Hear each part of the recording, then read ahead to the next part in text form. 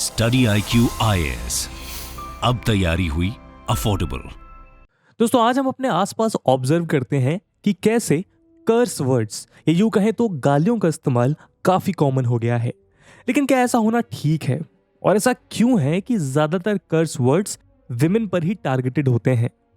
Language is power, life and the instrument of culture, the instrument of domination and liberation. दोस्तों ये words थे famous novelist Angela quarter के। इससे समझ आता है कि लैंग्वेज आज हमारे लिए कितनी ज़्यादा इंपॉर्टेंट है।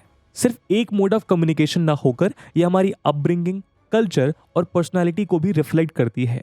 आपको जानकर हैरानी होगी कि प्रोस्टिट्यूट जैसे वर्ड्स का कोई मेल इक्विवेलेंस ही नहीं है, जबकि एक्चुअल में मेल सेक्स वर्कर्स भी एग्जिस्ट करते हैं। यही नहीं, सोशियो लिंग्विस्टिक हेमंगा दत्ता अपने paper power dynamics in Indian language में बताती हैं कि असमीज एंड मलयालम में कई विमेन सेंट्रिक वर्ड्स जैसे अडल्टरस और विमेन ऑफ लूज मोरल्स का भी कोई मेल इक्विवेलेंस नहीं है। और जहां ये कर्स वर्ड्स पहले ही इतने डेरोगेटरी होते हैं, वहीं उन पर कास्ट एंगल ऐड कर इन्हें और भी डेरोगेटरी बना दिया जाता है। फेमस लिंग्विस्टिक तारामणि राय बताती हैं that language is an important component of society. It is direct reflection of how society functions and the kind of socio cultural values it has. आज हम इस वीडियो में डिस्कस करेंगे कि क्यों ज्यादातर कर्स वर्ड्स विमेन सेंट्रिक होते हैं और आखिर किस तरह इनसे हमारी सोसाइटी की रियलिटीज का पता चलता है। लेकिन दोस्तों आगे बढ़ने से पहले मैं आपको बता दूं कि इस वीडियो की इंपॉर्टेंस यूपीएससी एग्जामिनेशन के पर्सपेक्टिव से काफी ज्यादा है। इस टॉपिक से जुड़े हुए सवाल GS1 के सोसाइटी और GS4 के एथिक्स सेक्शन में पूछे जा सकते हैं। इसके बारे में हम वीडियो के अंत में और भी बात करेंगे, पर फिलहाल के लिए अपने डिस्कशन को हम आगे बढ़ाते हैं। दोस्तों आपको इंटरप्ट करने के लिए माफी, पर यह कोई ऐड नहीं है। बस आपसे एक ऐसी इंफॉर्मेशन साझा करनी है जिसकी मदद से हम एजुकेशन को अफोर्डेबल बनाने की तरफ एक इंपॉर्टेंट कदम उठा रहे हैं। स्टडी IQ ने अपना UPSC pre plus mains live foundation batch start किया है, जिसमें आपको सारा का सारा कंटेंट लाइव दिया जाएगा। 900+ आवर्स का live content, 1-to-1 mentorship, current affairs programmes, prelims के practice questions, mains answer writing practice और भी बहुत कुछ, मात्र 18,999 के डिस्काउंटेड प्राइस पर अगर आप AG live coupon code use करते हैं। और दोस्तों साथ ही साथ optional subjects, PSIR and geography के भी बैचेस स्टार्ट होने वाले हैं, जिन्हें आप 12,499 के डिस्काउंटेड प्राइस पर अवेल कर सकते हैं अगर आप AG live coupon code use करते हैं। बैचेस में क्लासेस की शुरुआत 22 अगस्त मॉर्निंग 8 AM से हो रही है। इस बैच से रिलेटेड सभी इंपॉर्टेंट लिंक्स, बाकी सभी अपडेट्स के लिए आप मुझे मेरे सोशल मीडिया हैंडल्स पे फॉलो कर सकते हैं।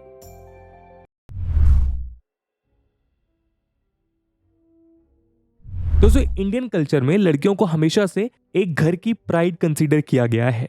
एग्जाम्पल के तौर पे फीमेल चाइल्ड के बॉर्न होने पर उसे लक्ष्मी प्रवेश माना जाता है और हमेशा से घर की इज्जत और सम्मान के साथ जोड़ा जाता है।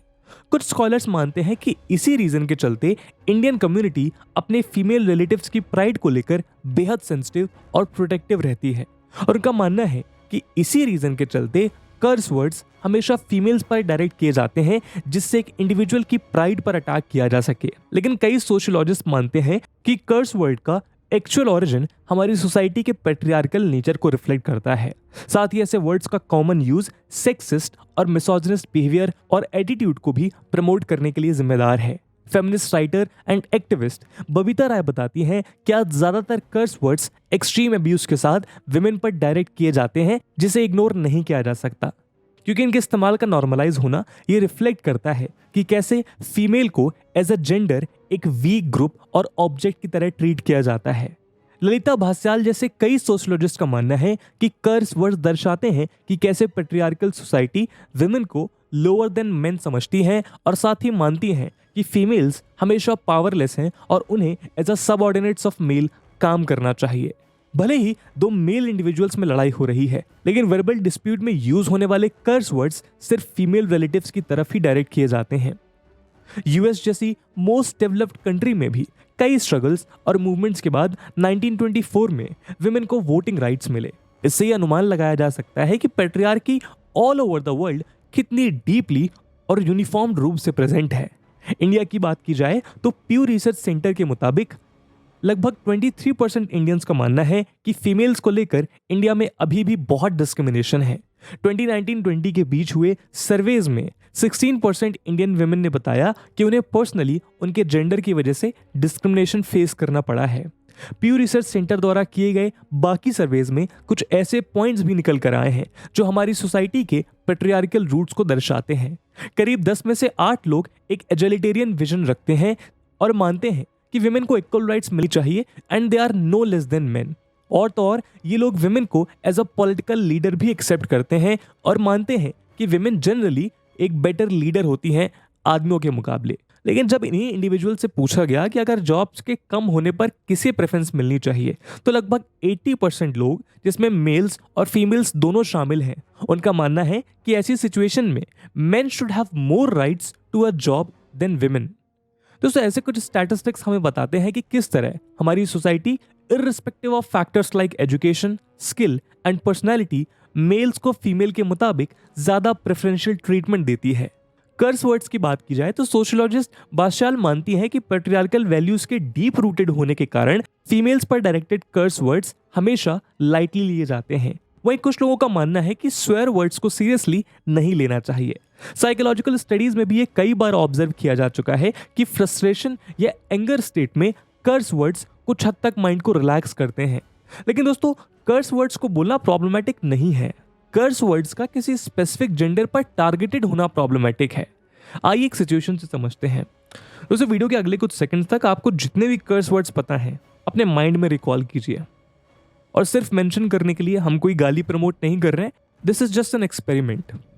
तो दोस्तों, आपने जितने भी कर्स वर्ड्स सोचे, क्या वो किसी मेल फिगर पर टारगेटेड थे, या आपने कोई ऐसा कर्स वर्ड सोचा जो आपके ऑलमाइटी पर टारगेटेड हो?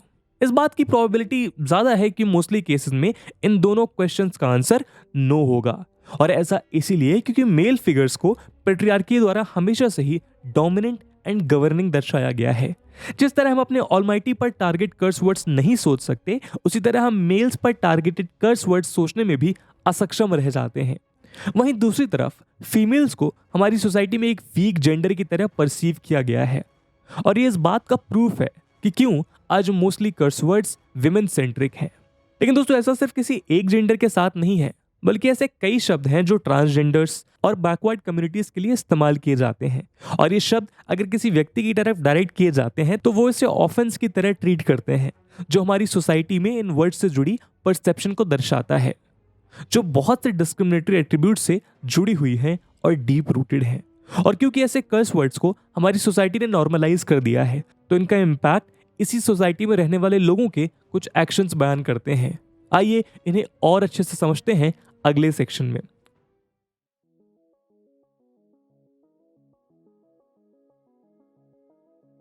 आईआईटी कानपुर के associate professor of economics doctor Devayan Parakshi और अन्य रिसर्चर्स द्वारा जनवरी 2022 में एक स्टडी पब्लिश की गई। इस स्टडी में इंडियन सोसाइटी में discrimination based on gender and caste को एक्सप्लोर करते हुए उत्तर प्रदेश के कानपुर नगर डिस्ट्रिक्ट में 3128 पार्टिसिपेंट्स पर एक रैंडमाइज्ड फील्ड एक्सपेरिमेंट कंडक्ट किया गया। कानपुर नगर डिस्ट्रिक्ट में 40 डिफरेंट लोकेशंस पर रिसर्च टीम द्वारा mobile health checkup clinic setup किए गए। पार्टिसिपेंट्स को पहले रैंडमली मेल या फीमेल डॉक्टर ट्रीटमेंट ग्रुप में असाइन किया गया और रजिस्ट्रेशन के वक्त उन्हें 4 डिफरेंट कास्ट एक्सपीरियंस कॉम्बिनेशन वाले डॉक्टर्स को रैंक करने के लिए कहा गया। दोस्तों, यहाँ ये 4 डिफरेंट कैटेगरीज मेल और फीमेल दोनों डॉक्टर्स के लिए सेपरेट है। इस स्टडी की फाइंडिंग्स में सामने आया कि सेम लेवल ऑफ एक्सपीरियंस होने के बावजूद मेल डॉक्टर्स को फीमेल डॉक्टर के मुकाबले ज्यादा प्रेफरेंस दी गई। वहीं कास्ट बेस्ड रैंकिंग की बात की जाए तो higher caste male and female doctors को again lower class male and female doctor से इर्रिस्पेक्टिव ऑफ एक्सपीरियंस ज्यादा प्रेफरेंस दी गई। दोस्तों, ऐसी कई स्टडीज इंडिया के बहुत से स्टेट्स में कैरी की जा चुकी हैं जो हमारी सोसाइटी के डीप रूटेड डिस्क्रिमिनेशन को दर्शाती हैं। और यही रीजन है कि इंडिया में मोस्टली विमेन और कास्ट डिस्क्रिमिनेशन से एसोसिएटेड कर्स वर्ड्स को इतना नॉर्मलाइज कर दिया जाता है। लॉकडाउन के दौरान कम्युनिकेशंस कंसल्टेंट तमन्ना मिश्रा ने मेन स्ट्रीम एंटरटेनमेंट में इस्तेमाल होने वाली फोल लैंग्वेज पर आवाज उठाई और अपने आर्टिकल्स में बताया कि कैसे कुछ स्वेयर वर्ड्स या कर्स वर्ड्स बायस्ड, बिगोटेड और मिसोजिनिस्ट ओरिजिन्स को रिप्रेजेंट करते हैं।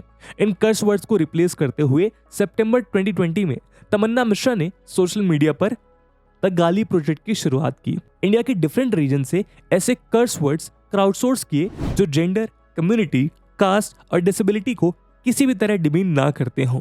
कई वर्ड्स कलेक्ट करने के बाद मिश्रा ने अपने सोशल मीडिया अकाउंट्स पर अपने प्रोजेक्ट को गाली मगर प्यार से जैसे मीम्स के साथ शेयर करना शुरू किया। वो बताती हैं कि उनका एजेंडा ऐसे कर्स वर्ड्स को सामने रखना है जो किसी भी तरह का डिस्क्रिमिनेशन ना क्रिएट करें और जिस पर सब एग्री कर सकें। उनके कलेक्ट कुछ कर्स वर्ड्स हैं हकरी हून। कश्मीरी लैंग्वेज में ईव्स ड्रॉपर यानी छुपकर बात सुनने वाले को हकरी हून भी कहते हैं। वहीं जेलसी को एक्सप्रेस करने के लिए केरला में किरमी काड़ी शब्द का इस्तेमाल किया जाता है। उसका मतलब होता है एक वर्म से होने वाली इचिंग। शो ऑफ करने वालों के लिए मराठी लैंग्वेज में एक टर्म है फुकट हवा। और दोस्तों हिंदी मुहावरे में प्रसिद्ध बिन थाली के बैगन से तो आप वाकिफ ही होंगे। तो ये कुछ ऐसे gender and race neutral curse words हैं जिन्हें तमन्ना मिश्रा ने अपने सोशल मीडिया पेजेस द्वारा लोगों तक पहुंचाने की कोशिश की। ऐसा ही एक इनिशिएटिव तमिलनाडु के नगरकोइल सिटी में रहने वाली 23 ईयर ओल्ड स्नेहा बेल्सन ने भी किया। मार्च 2020 में इन्होंने अपने यूट्यूब चैनल नीलम टीवी पर जेंडर पॉलिटिक्स से रिलेटेड कई series of video blogs post किए, जहां उन्होंने तमिल सोसाइटी में इस्तेमाल होने वाली विमेन सेंट्रिक कर्स वर्ड्स को लेकर कैंपेन शुरू किए।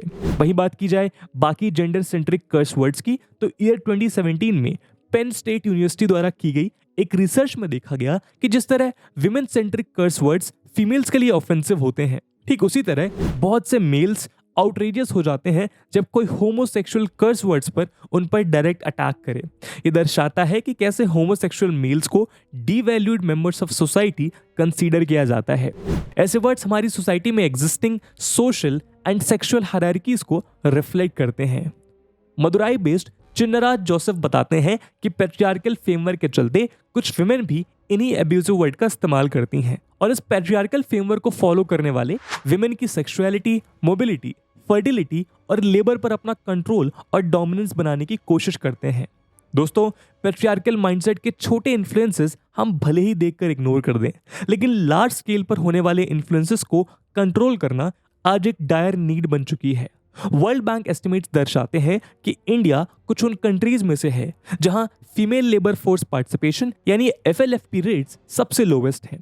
टीम लीज सर्विसेज की co-founder and executive vice president Rituparna Chakraborty बताती हैं कि इंडिया में FLFP कंटिन्यूअसली डिक्रीज होता जा रहा है। 2005 में जहां female labour force participation rate 26% था, वहीं 2020 में घटकर 19% पहुंच गया था। हालांकि पास कुछ टाइम में इस ट्रेंड में इंप्रूवमेंट देखा गया है, लेकिन वो इंप्रूवमेंट ज्यादातर अर्बन विमेन के केसेस में हुआ है। रूरल विमेन की हालत अभी भी काफी गंभीर है।